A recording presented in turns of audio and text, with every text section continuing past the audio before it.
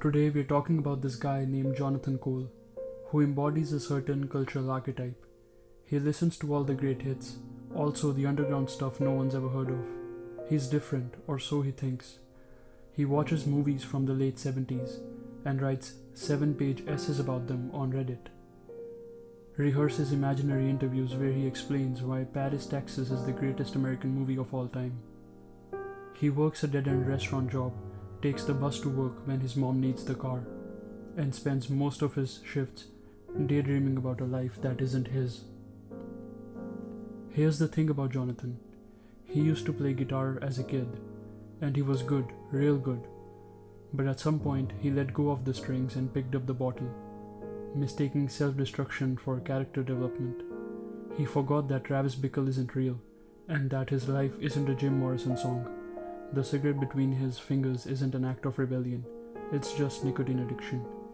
The drunk rants about the death of real art aren't profound, they're just echoes of a man who's never made anything himself.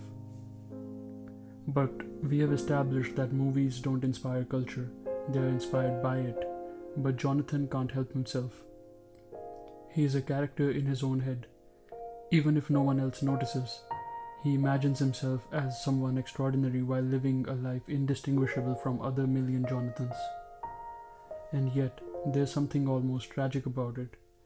I was watching an interview with Brian Cox, who explains that we all come from dying stars. The carbon in us comes from different stars since carbon didn't exist during the Big Bang. Does this mean Jonathan has the same potential as Hemingway? Do I? Do you? Well, it creates an odd kind of empathy about vicarious living. It's dangerous, of course. People lose touch with reality. They hear New York State of Mind and suddenly they're a hustler in 90s Harlem. They watch Taxi Driver and start seeing themselves as a misunderstood anti-hero instead of a guy who just needs therapy. Is that the point of art? To transport us to somewhere else? Make life more coherent and bearable? Who knows what Jonathan thinks when he hears the same song and reads the same poem as us? Well, what do you think when you read this by Sylvia Plath? Do you picture the guy with the funny mustache? Or something worse? Philosophers warned us against this kind of behavior for centuries. Nietzsche calls it the herd mentality, worshipping the lives of others instead of forging your own. Kierkegaard calls it the inauthentic life, a refusal to truly exist. Camus says we should rebel against the absurd instead of dissolving into it. Schopenhauer calls us the foolishness of borrowed joy. A world where we consume existence instead of experiencing it.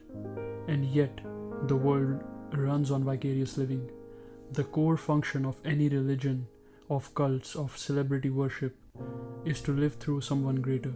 Some people claim it makes them happy. Well, who are we to argue? As Hunter S. Thompson once said, in a world cruel as ours, anyone who finds joy without ripping off anybody is to left alone. But who cares? You're going to die anyway. Maybe that's cynical. Maybe it's just the truth. Maybe all of it, art, philosophy, life itself, is just a desperate attempt to distract ourselves from the inevitable, because sooner or later Jonathan Cole will be in a coffin or turn to ash, and so will you.